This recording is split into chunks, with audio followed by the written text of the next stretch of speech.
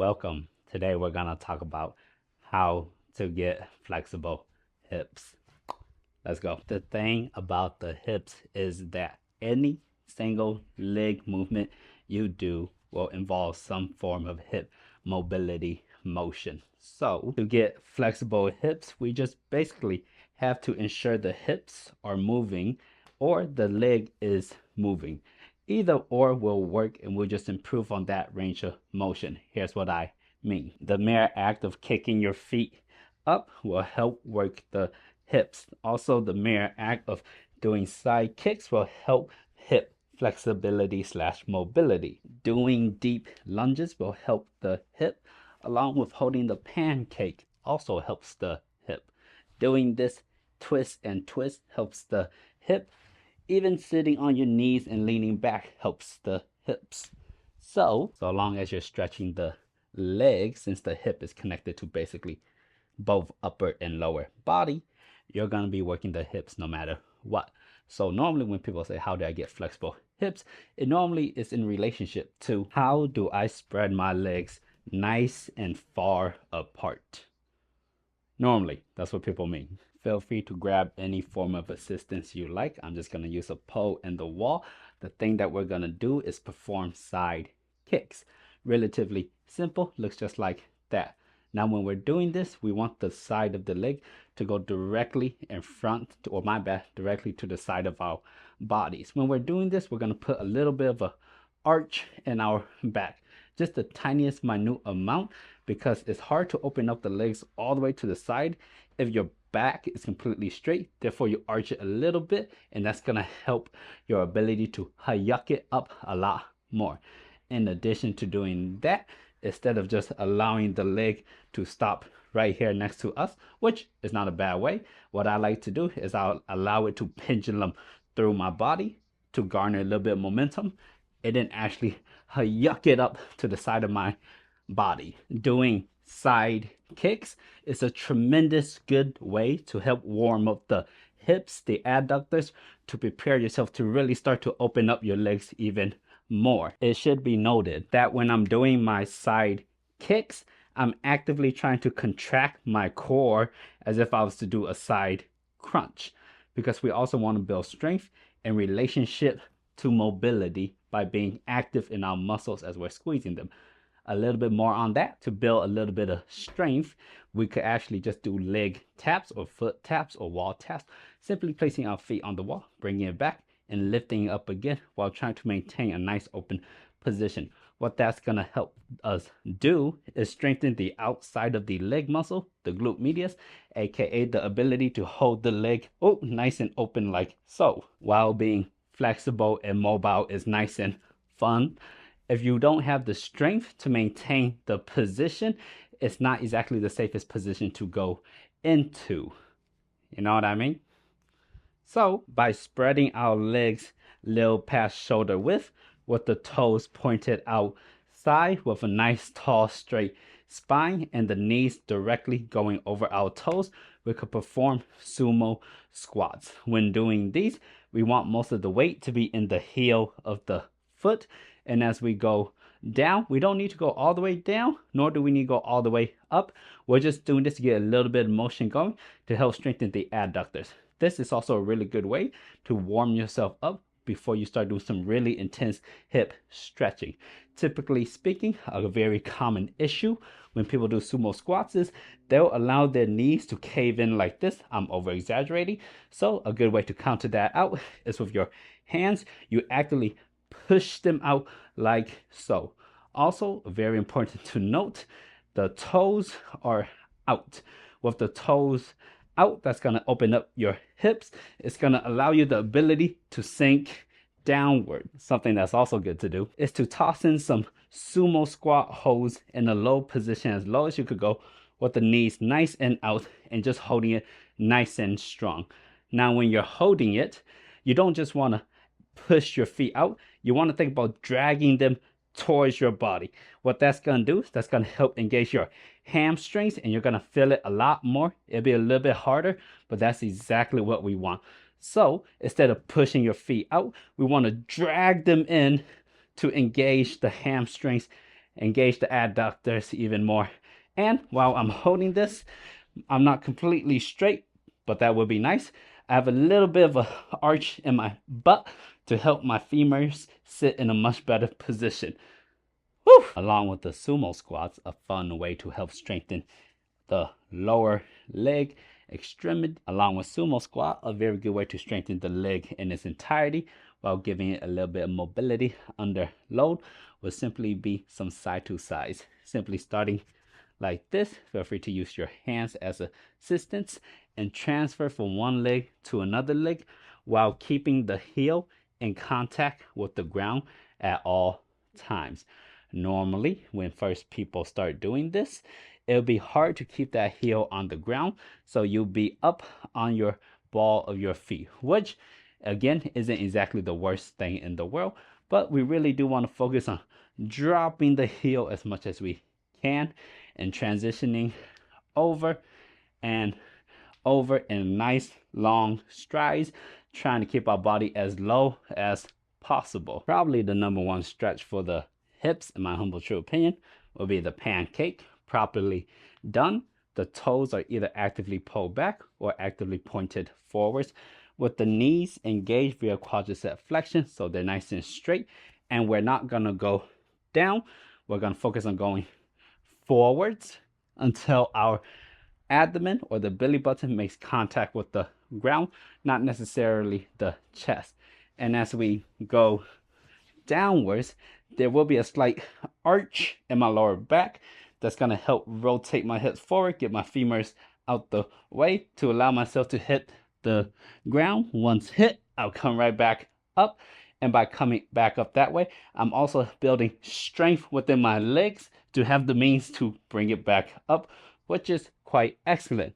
Now, obviously, I don't expect you to be able to do that right off the bat. So, this is a pillow, and placing it against a wall, you could sit on top of said pillow. By doing so, we elevate our glutamax a little bit higher off the ground. This infinitely allows us to use gravity more to our advantage. It'll be infinitely easier to keep the legs nice and straight. Don't get to engage the quads. Pulling the toes back, and from here, we could fall forward so much easier versus if we didn't have this. Now, with that being said, a lot of people when doing the pancake will merely focus on the mere act of trying to go downwards. Remember what I said earlier? We're going to go forwards, not down. Going forwards is going to align our spine properly, allowing us to go down. But also something very important, don't mind me, I just don't like using the pillow, is instead of just going directly forwards, we need to go to the side as well. Going to the side and getting good at going down to the side is going to directly translate to being good at going down forwards. Being good at going down forwards will directly translate to being good at going down to the side. It's a win-win no matter what we do in those regards. Now, when falling down to the side, I want there to be noted that there's primarily two ways to do it. The first way is a really good lat side stretch, and we're gonna fall over with our torso directly facing forwards like so. When doing it like this, we get an excellent stretch going along here, and we could use the upper hand to kind of like push ourselves literally into position. When my arm is bent like this and I just simply straighten it, by simply straightening it, it's gonna allow my body to just naturally lower itself, just due to the fact that there's a little bit more weight that way, and I'm tensioning up a little bit more. Also, very important, I know I'm saying a lot of things, but when I'm leaning over to the side, do you remember what we did with the side kicks? I'm actively engaging my core, squeezing my core so that I could build strength while squeezing my legs so I could build strength as well.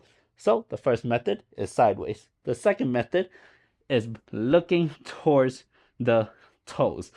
By shifting my body this direction, facing it, I could go directly downwards like so.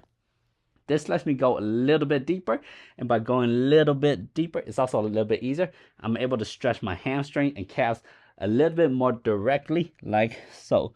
feel free to grab your leg or your toes to help assist you going downwards. But again, we're not going down. That's right, we're going forwards. Quick recap, pancake is to be done with the toes either pointed or pulled back actively. Knees to be completely straight with active quadricep flexion.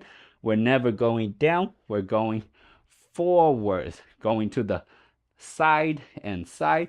If you have difficulty, you could sit yourself on top of a pillow. It'll make everything much easier. Now that's great and all, but a very common issue when doing the pancake and trying to open up the hips is I can't open up my hips wide enough to actually have the ability to go down deep enough to experience much of anything.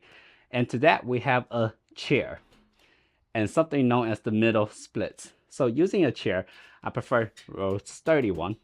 What we could do is we could place our elbows on it for tremendous support as opposed to just our hands.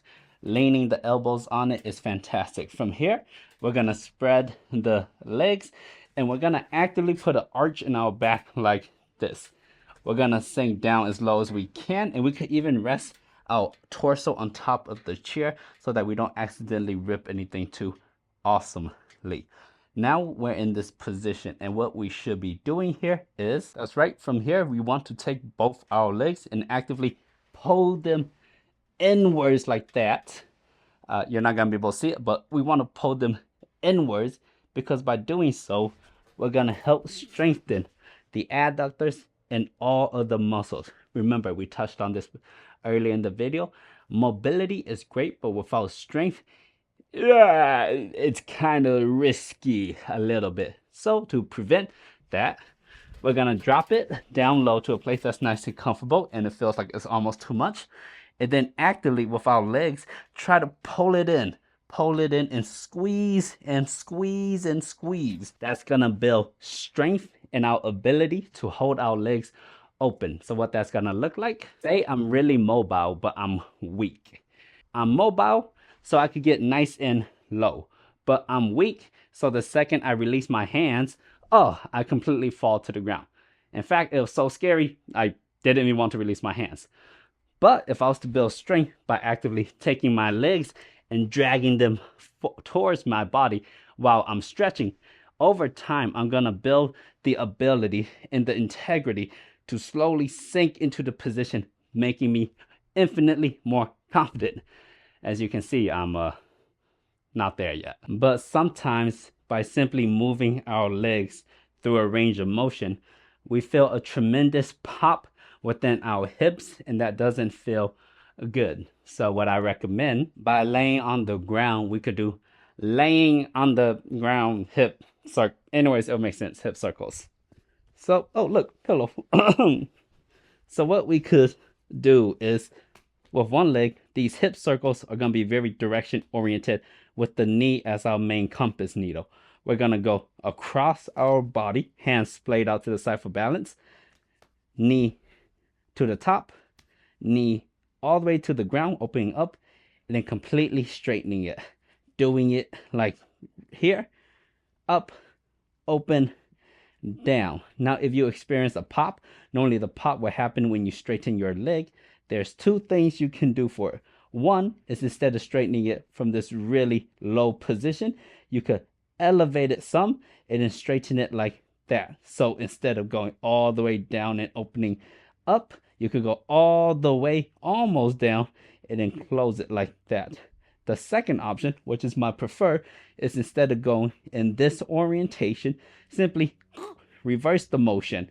And that right there feels awesome for me at least. So we're going to go in a opening the hip motion as opposed to a closing then open. We're going to go open, close. That right there feels luscious on my hips. What we can also do is, by going onto the side of our body, we could do the hip circle again with just a slightly different direction. Now we're on our side, therefore the force is going to feel a little bit different, but everything will apply. Meaning the knee is going to start by going inside. Don't drag yourself too hard. Up, open it, and then straighten it down. Just like that. And of course, we could totally reverse the motion downwards. And this in itself might feel better for you if your hips are popping, or if you simply want to try a different way of doing hip circles. Now you know. But hey, I know some people are exceptionally lazy, but that's not a problem. So using a pillow and going on all fours, what we could do here is spread our knees out nice and wide, laying our body on the pillow if you like, or it could be done without a pillow, and just allowing your legs to open up, adding a little bit arch in that back. And now this is a very lazy, passive way of stretching your hips using the power of gravity, and you could just chill in this position. What you could do, if this is a little bit too boring for you, is floss it by simply moving forwards a little bit and then bringing it right back and moving forward. This in itself is kind of dynamic, and it'll help loosen up the hips a lot better if you were just to compose yourself like this. Don't worry, partner. If you're still lazy, what you could do is sit yourself directly next to a wall with your leg touching it. From here, simply slide yourself into a open position. Now completely straighten the legs. Make sure the toes are nice and engaged in whichever orientation you like, pull back or pointed, and allow gravity to do its thing and open up your legs. Try not to allow them to completely relax, but again, if you're lazy, you're probably going to allow them completely relax. But feel free to try to actually use the wall in your heel, the little bit of friction there, and try to walk your feet lower and lower and lower. Also, when you're doing your pancake against the wall, try not to have your lower back rounded. Still try to put a little bit of an arch in it. Again, that's just going to allow your legs to open up even more. Hey, I drop content like this all the time, and if you like, I recommend you like, comment, subscribe. And if you're a fan of this shirt that I've been wearing this entire video, check out the link in the bio for my merch. And now you know.